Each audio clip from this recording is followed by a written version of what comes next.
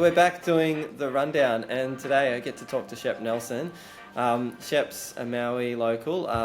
I've got a couple of little comments here from some of his friends, just to get a bit of an idea of who Shep is. So, Tomo says this: a beautiful family man, organised, but somehow still makes mistakes, like locking keys in the car when everyone is ready to go, or activating his EPIRB and getting everyone freaked out. But this makes him super approachable, and we all love him. Also, there's Dave Kisser, has known Shep a while. He says, I've known Shep since the sup racing days, and he was there when I did my first runs in Maui. Lovely guy, generous and kind to the local crew, and always friendly to visitors. But he has a target on his back. My goal is to get him one day.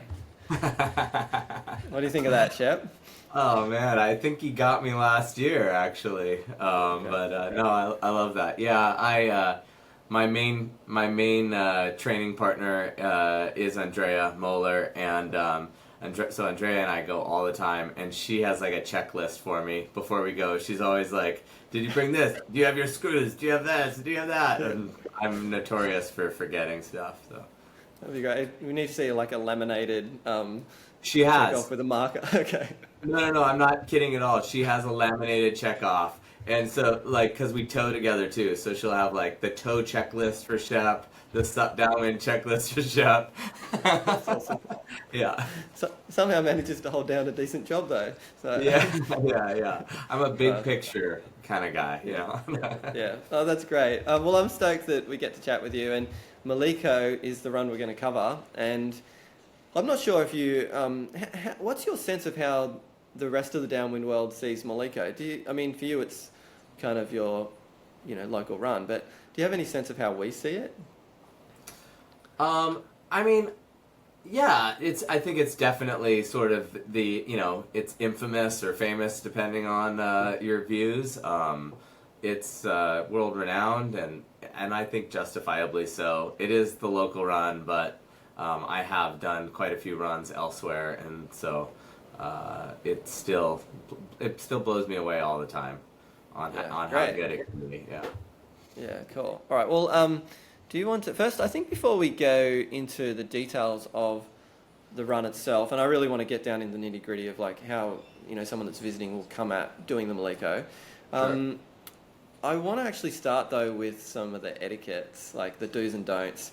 My only concern with doing these is that people, just get some noses out of joint. And Maliko, I think, is a particular run because of the things you've just said about it. I think this is a place we need to really be careful of and make sure any visitors are respecting you guys. So, can you tell me some of the do's and don'ts, or maybe what mistakes are visitors making? Yeah, for sure. And first of all, I also wanted to say, like, I'm so honored to be asked to do this, but I do feel like I have a little bit of imposter syndrome going on here because the legends that I go with on the daily basis, like Dave and Andrea and Jeremy Riggs and stuff, it's just, I've learned so much from them that it makes me feel good to be asked to do this, but I just want to say, obviously, that like knowledge has all been shared. Maliko's a super special place, and the way where it starts is in a gulch that was like definitely at one point where Native Hawaiians lived, and I mean there's still people that live in there, but there was definitely villages and stuff that were down in there, and so it's a very important place to Hawaiians. And all residents of Maui, so many different crafts take off from Maliko, be it foils or canoes, sups, prone paddle boards, wingers, everybody takes off on that run from Maliko. And so it is really, really important to make sure that you're very respectful when you're there and you stay in kind of the designated areas that have been okayed for like parking and launches. Probably the safest bet is to try to ride up with like a local Maui person. And so, for foiling, we have a WhatsApp group that's super easy to get on. I don't administrate it, Casey does, but if you DM me or text me or something, I could definitely text Casey and get you on it. Most days in Maui, Maliko goes like 300 days a year, right? It's almost always going. Like today was supposed to be no wind, and I was driving in, and it's just full whitecaps. So, it happens all the time. And so if there's wind, you can probably go to the Kahului Harbor, which is where we start, where you load up, and we start the shuttle process. And at 12:30, most every day, get there a little bit early. There's probably people that are going up. But it would be best to reach out ahead of time, because like I always feel responsible for people that I ride up with that I don't know. And so it's not to be like unwelcoming, but I'm always cautious about people that I don't know because I don't want to feel responsible. So reaching out to someone that you do know, or trying to figure it out, or do a smaller run with someone first so that someone can vouch for you is probably the right call. Yeah, that's good. Is there anything over time? Like I imagine, the Maliko end when you're getting up there and parking. I could see a point where it's going to be hard to park there, right? I mean, the sport's growing. Do you see any concerns for that longer term? Like just busyness, not business in the water, but in the logistics of it? Yeah. So in the height of the SUP downwind days before foiling, we actually had a shuttle, like a van, with racks and a trailer, and they would do an 11 o'clock, a 1 o'clock, and a 3 o'clock every day when there was wind. Just like local business. Yeah, and it was phenomenal. It kept a lot of cars out of Maliko, and then just that one van that came in. Then foiling / COVID probably killed it. And so, it'd be great if someone could, if that business opportunity comes back up again. But like this weekend we had a little kind of get together where some people from Oahu came over and people from Maui, and we had like, not really a race, but like friendly competition with the Oahu foil guys, and we had 55 racers. And that was pretty packed in Maliko. And so it's so important when you're up there, like, don't go pee in the grass. Don't go, don't grab your banana peel and toss it into the grass or anything like that. Just like, pack out everything you pack in, and wait to go into the water, because, you just got to be cautious and know that you're a visitor. But besides that, if you do all those things, and Hawaii is a place where if you start with respect, you always get respect, in my experience. It's just when you come off disrespectful, it's really hard to gain that back. Yeah, agree. Yeah. A Maui overview first. So, my understanding is you would have like two main runs that we're aware of. I know there's some longer sections, and there's probably some other things. But do you want to just like give us just a brief overview of the runs that you do have available to you in Maui? Sure.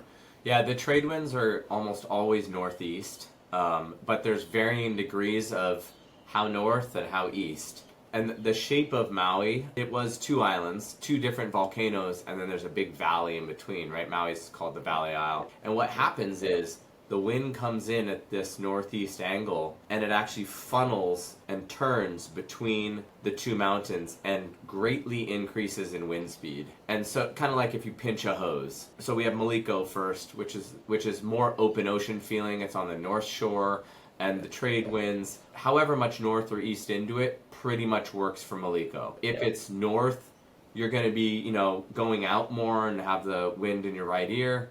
I'm goofy foot, so to my back. But and if it's really east, it's going to be straight down the pike. But then at the end, there will still be bumps, but oftentimes you'll get no wind because you'll start to get into the shadow of Haleakala. But then if it's a little bit more north, like I was saying, not too much, but just a little bit more north, then it will come around that corner and vastly increase in speed, and it will turn on the Kihei run. So Kihei is really a bay run. It starts, just completely flat with 30, 40 mile an hour wind at your back and just tiny little bumps that just get bigger and bigger and bigger as you go. And it can be a phenomenal surf run. It's way slower. It's much easier to pop up and easier to get going. But the thing about Kihei is it's also really fickle. It blows crazy hard offshore, and it's way more dangerous in that way. Yeah. And it could stop, and it could blow in your face. But when it's on, it's amazing. Yeah, so those are our two main runs. And then on the west side, there's some runs as well, where you can start up like at Honolulu Bay and cruise down to as far as they go. Those are certainly not my expertise. I've done them a handful of times. The main runs are Maliko and Kihei. As we move into talking about the Maliko, that's the one I want to focus on today. Yeah. I'm going to be using some footage from Downwind Drifter, who's there at the moment. He may be leaving in the next couple of days. Jason has, he's got some great footage, so I'm very thankful to him to allow me to use some of that. And then I'll pull some other things together as well. Yeah, I had the opportunity. I had the pleasure of going on a couple of runs with him. He's a nice guy. Yeah, and I think too he travels a lot. I think he knows how to tread lightly. I should also say, actually, when we were there, I grabbed a car from Kihei Rentals, and I know there's a couple of companies like them, but grabbed a big minivan. I knew that there was going to be some point where I was probably going to be wanting to downwind, and so I definitely wanted to be pulling my weight. And we did use that car, which was great when we did Kihei. Yeah. We used it to get to the top.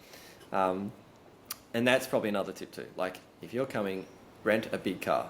Don't expect free shuttles. For sure. And going to a rental car where you don't have the red Mustang is probably a good idea as well. And if you're going to leave a car up in Maliko, having like a little bit of an older rental car is not a bad call.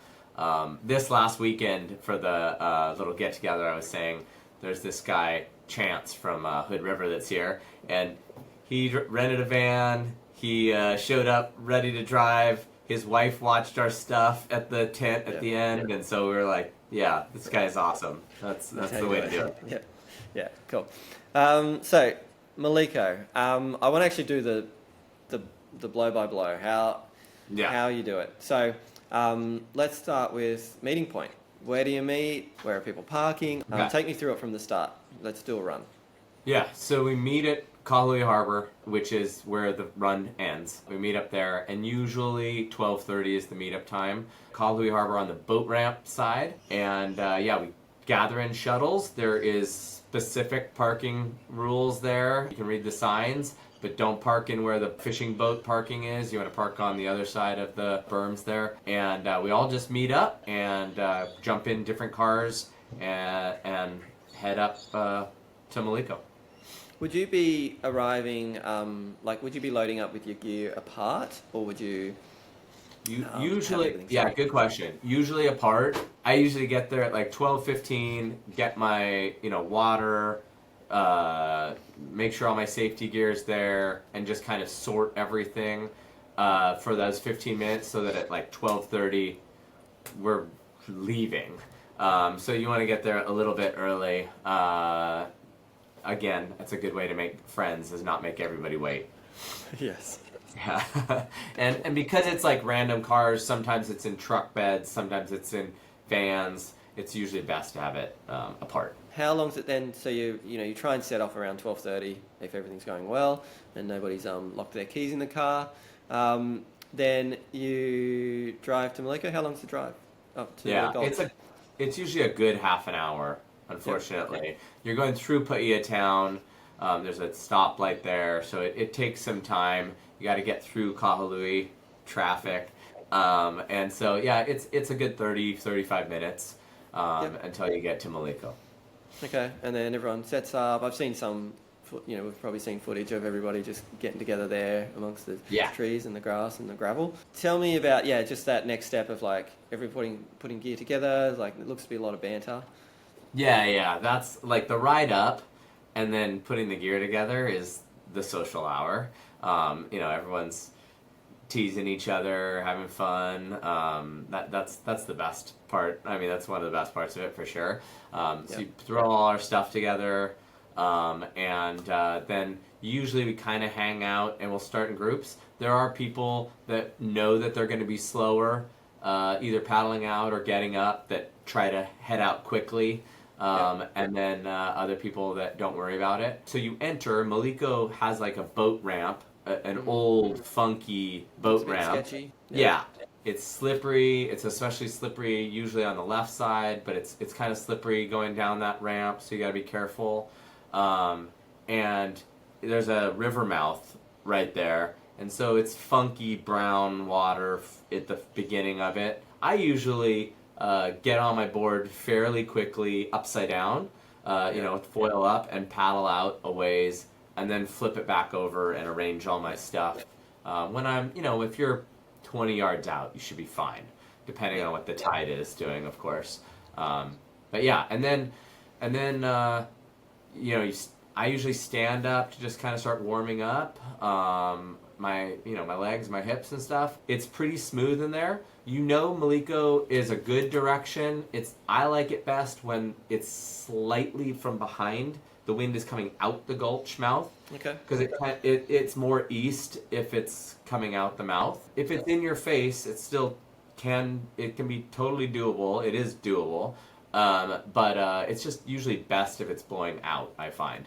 But so you head out there. I usually stay to the right side of the mouth as I'm leaving. There's basically 2 reefs that are breaking on the outside of the bay. The one on the right is like an exposed rock. You'll see it. Yeah. So just be careful about getting close to it. But the current actually on that right side, which is the upwind side of the bay, actually just kind of pushes you out. And so I usually just kind of ride that current and go out that way. And then pretty soon I've got to sit down. Because my board's too skinny, and so I sit down or knee paddle and get out into, and you'll feel it, like it's like no wind, and then you get out and all of a sudden it's just like blasting, your hat flies off. Okay. It's It's like a really distinct wind line.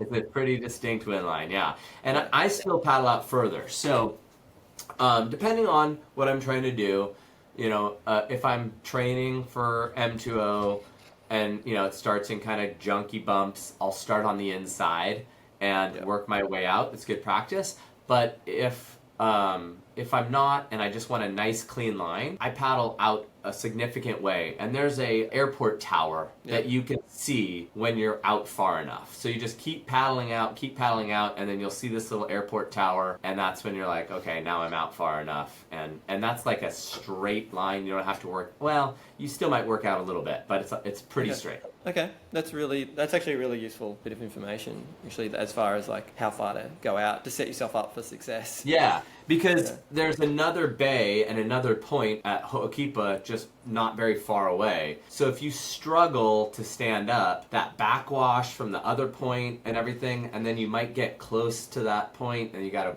take more time to go out. If it's your first time, I would paddle all the way out a ways.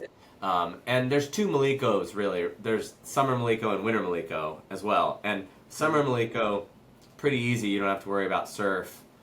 But in the winter, it's on the North Shore. We have enormous surf the entire way down the run. And so you really want to be outside. Because, there's outer reefs depending on the day. If it's your first time, do not go if there's any significant surf. Because the outer reefs can be 20 foot. Easy. On a winter day, and people might still be going. Yeah, okay. Yeah. What's the start like? Do you need to kind of get up pretty quickly, or is it fairly progressive in getting up? Yeah, it's fairly progressive. When you get out far enough, that section, I've actually studied some maps on depth for the Maliko run. The deepest part of the Maliko run is at the very beginning, coming out of the mouth. It's like 200 feet when you're outside there. And then it gets significantly shallower. So the bumps are fairly open ocean and far apart at the beginning. And so depending on the day, it can be a struggle. That's why I think the Barracuda was invented in Maui. It's like because you get these long runways and you need that board speed to get going. So Dave, that's how Dave came up with them. A lot of times people will say, oh, I didn't get up until Ho'okipa. So the bumps get tighter when it starts getting shallower and hitting that reef probably a mile down. Well, that's good. That's encouraging or can be encouraging when you're doing it, because there are times like on the nor'easter from Avalon to Brownwater, which is like a typical north side run. I remember hearing early that if you don't get up straight away, like just paddle back, like because it gets harder and harder. So it's good that like if you're struggling, like it's just keep going, just keep paddling, like Keep going. you'll find your spot. That's good. Exactly. Like I never reset to Avalon. Like I haven't done the run a lot anyway, but there are a couple of times I wish I did, but yeah, I never bit that bullet. So then you're on the water. Do you want to tell me just a little bit about the run? Is there much change in the conditions as you go down the coast? Yeah, there's tons of change. I don't know how nerdy and detailed we want to get on this, but A little. Okay, all right. Yeah. So it starts off kind of that open ocean feel. And because these trade winds blow, 1,000 miles across the Pacific Ocean to get to Maliko, so, if it's been windy for multiple days, just the east wind swell is big. You could have 12-second, 10-foot, 12-second wind swell, right? On a very windy summer Maliko day if it's been blowing hard for a week. And so those start to run in. They start to hit the reef and push you in. But there's always other swells that are running out. And really, the secret on much of Maliko is knowing when to run in and knowing when to run out. And when, like, those crossed up sections that look kind of like this, right? Yeah. Are like, some people call them Milky Ways or wormholes or whatever. And those are flatter, but they move fast. So you can use those to jump bumps without having to pump up and over the big mounds, which take a lot more energy. And so it starts fairly lined up. And then outside of Baldwin Beach, we've got like a big white sand beach that you can see. Yeah. For some reason around Baldwin Beach, it starts to get more jumbled up. Kapakahi, we'd say in Hawaii, but it's peaky, but it's also kind of running in weird spots. And so that's not the best place to fall. But if you do, just be patient because it changes pretty quick. And there's always energy running some ways. And then shortly after that, it starts to go across the reef at Kanaha. And that's where it really starts to get good. So like across uppers all the way to lowers, it stacks up and it will be running in to shore even bigger and running out to shore even bigger, but it just feels that reef and stands up. That's like usually my fastest sections of the run are right around there. And then after that, it starts to really stretch out. And so that's like outside of like Ka'a, or even, like outside of Ka'a, which is a pretty famous foil spot for Maui, it starts to get really stretched out. So that's where a lot of times foil choice is interesting, because on Maliko you want to run like the smallest foil that you know you're going to be able to get up, because you'll work a lot less if you can just stay with those big runners. And so sometimes I'll pick like like a one. I ride lift foils, and so the 130 is like easy, no brainer. I know I can get it up in any conditions. But sometimes I'll be working hard to keep up with those big runners, and then I'll have to turn off the back and catch the one behind. Whereas with the 110, I could probably just stand there and go pretty fast. That's true everywhere. But in general, Maliko can be really stretched out and moving quick across that section. And then you start to get into like Pier 1 and the harbor mouth. Right around the harbor mouth, depending on what the tide's doing, it might lose some energy and get kind of funky, or it might get even bigger. That's a section to be aware of what's going on, because we do have, that's Maui's biggest harbor. Boat traffic, there's cruise boat that comes in every week or twice a week. And that is also water where I would not want to be sitting in the water waiting for a boat to go by. Why is that? Just for the boats, or is there other marine life? No, there's marine life, yeah. Okay. So that like Pier 1, I mean, you'll see, Maui has lots of tiger sharks, I guess, all over the place. But on the North Shore, I don't think about them too much, except for at that harbor mouth. Yeah. And it's murky, and, and there's boats and stuff. So I'd say 90% or more of the time, you're just going to be able to run right in. But if you do see a boat, like when you're in Kanaha, maybe slow yourself down or speed yourself up depending on what's going to happen, and just try to time that right, because I hate sitting in that area. Yeah. Okay. So yeah, so then you're gonna run right in to the harbor mouth, and within the harbor it gets pretty flat. So you want to finish at the boat ramp, so which is on the upwind jetty side of the harbor. And if there's plenty of swell, like I was saying, there's a wave inside the harbor too. That's a great wave. But getting from the mouth of the harbor to where the wave starts is probably several hundred yards, and that can be a stretch. And usually we can make it, but sometimes you can't. And then you pop up again on the wave and just come right in there at the boat ramp. So you would just be like, you got to leave a little bit in the tank to get through that flat section. You kind of know, all right, I need to be pumping in a bit, so be a bit efficient before then, and then go, all right, now it's go time. I usually lose places in those sections, but, Sure, yeah, it's a good spot. Okay. And then I guess you're coming to the boat ramp, you're turning your boards up because and then it's like a boat launch. That's a much nicer boat launching area. So it's got a real ramp, and it gets deep pretty fast. So you don't have to do it real early, but yeah, flip the board back over, get up there. It's got the ribs all along the concrete for traction for the trucks to get out. Don't stand on the flat spots, man. They're really slippery. You're going to go down hard with your board. So just again, algae. Be careful getting up there. And then you walk up and go to the right, and there's a hose bib there for the boats, and so you can rinse off and shoot the shit and talk to your gang there again. Shep, I wanted to speak to you because what my awareness is that you're really highly respected. Everybody loves you in this community, and I know there were probably some more obvious names that people are more familiar with, but I wanted people to get to know Shep a bit more, and I really felt that the people in your community that you foil with would have loved to see you get to share this information as well. So I really appreciate it.